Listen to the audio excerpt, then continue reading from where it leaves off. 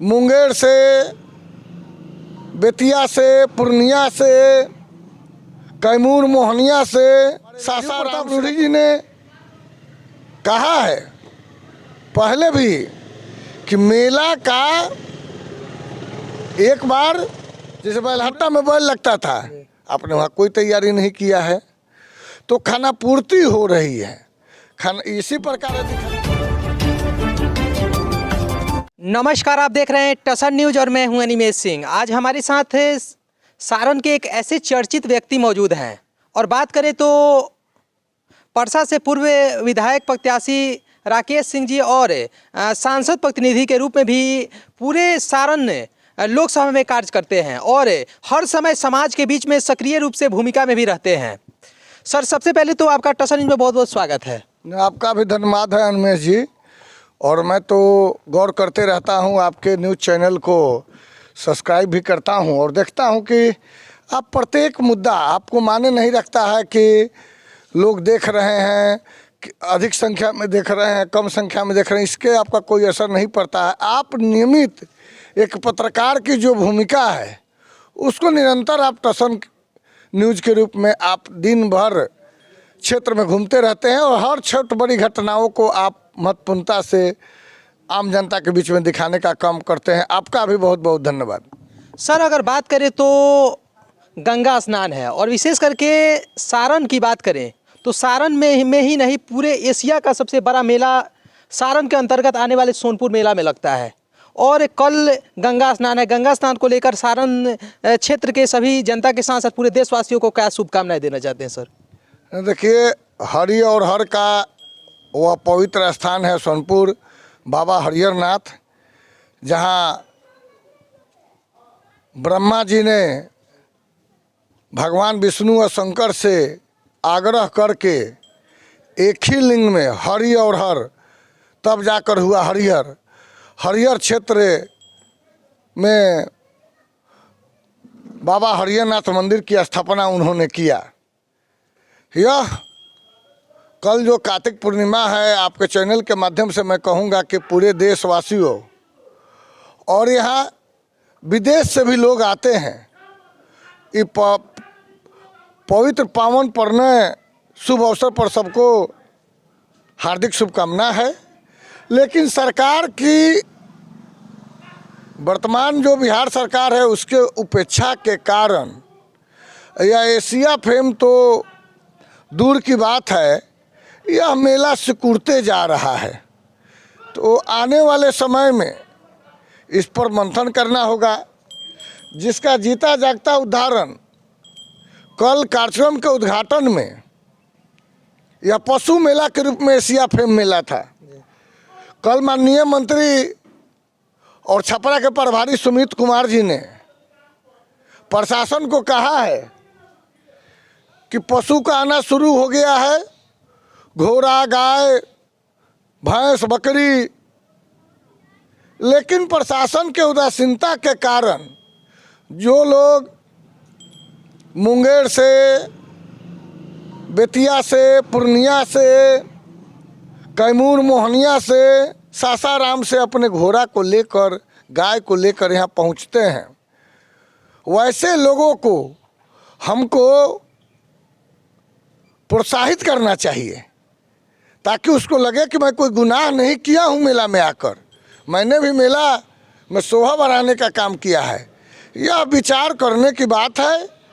हमारे राजीव प्रताप रूढ़ी जी ने कहा है पहले भी कि मेला का एक बार पूरे प्रिंट निकाल कर तय करना होगा कि कैसे मेला को लगाना है। आप अचानक जब मेला सर पे सवार हो जाती है तो आनन फानन में यह कर लीजिए, वह कर लीजिए। इससे जो आपका मुख्य विषय है, जो मुख्य विकास है, जैसे बैलहट्टा में बैल लगता था, आपने वहाँ कोई तैयारी नहीं किया है, तो खाना पूर्ति हो रही है। खाना इसी प्रकार यदि खाना पूर्ति होती रही तो आने वाले समय में यह मेला भी इतिहास के पन्नों में रह जाएगा। जैसे मेला सिकुड़ते जा रहा है, आपका कहना है अगर यहाँ पे भाजपा की सरकार अगर आती है बिहार में तो क्या फिर से मेला जो पहले की भांति एक चहल पहल थी वैसे चहल पहल देखने को मिलेगी? बिल्कुल मिलेगी। इसका आपके घर में शादी होती है, शादी होती है तो तैयारी कितने दिन पहले होता है।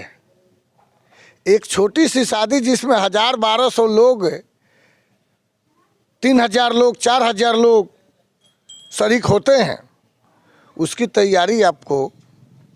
ये लड़का है मेरे बगल में रोशन, ये सावन महीना में सोमवारी के दिन पहले से जल उठाने जाता है, तो इसकी तैयारी 20 दिन पहले करता है। संख्या 500 रहती है, और जहाँ 2 लाख 2.5 लाख लोग स्नान करने आ रहे हैं उसका आप आनन फानन में व्यवस्था कर रहे हैं, तो स्वाभाविक बात है कि एक छोटे से आयोजन के लिए यह नौजवान ग्रामीणों के, सरैया गांव, दिहरा गांव के ग्रामीणों के साथ बैठक करके 15 दिन 20 दिन से कौन कहां से जाएगा, कि उसकी क्या व्यवस्था होगी, कहां से जल भरेगा।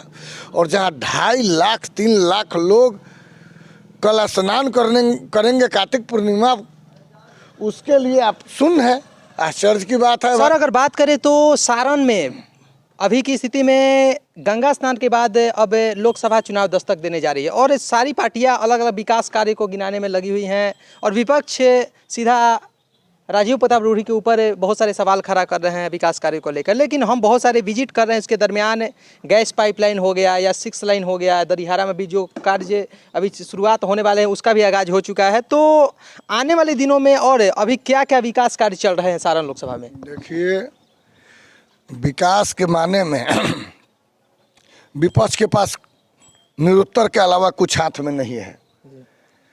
दरिहारा सरैया का लोग, ये जो बांध किनारे, ये लोग कल्पना भी नहीं किए होंगे कि यहाँ से भी पुल पार करके लालगंज चला जाएगा। बच्चा में एक दूसरे को लोग, हाई उमेश बाबू हैं दरिहारा के, कहते थे कि कभी पुलवा बन जाता न वो तो बड़ा अच्छा होता। माने दबे हुए स्वर में के रत्नेश पुलवा बन जाता तो अच्छा होता। माने इनके दिल में यह भावना थी कि बनने उनने वाला नहीं है, तो बन जाता तो अच्छा होता है। लेकिन हम जिलेबी खा रहे हैं और मन में सोच रहे हैं कि रसमलाई खाते तो अच्छा होता है। उसको धरती पर छपरा सांसद राजीव प्रताप रूढ़ी ने चरितार्थ करने का काम किया है। 17 किलोमीटर पास कर हो गया। इस 17 किलोमीटर में दरिहारा से पुल लालगंज चला जाएगा और यह ऐसा पुल होगा, यह ऐसा रोड बन रहा है जहां फाइटर विमान, सेना का लड़ाकू विमान को भी जरूरत पड़ेगा तो लैंडिंग करा कर यहाँ से भी आक्रमण कहीं हो सकता है। यह अब आप समझ सकते हैं। ये उमेश बाबू के पूछे कि कितना जमीन बातों करेंगे, 4 साढ़े 4 बीघा। अभी का समय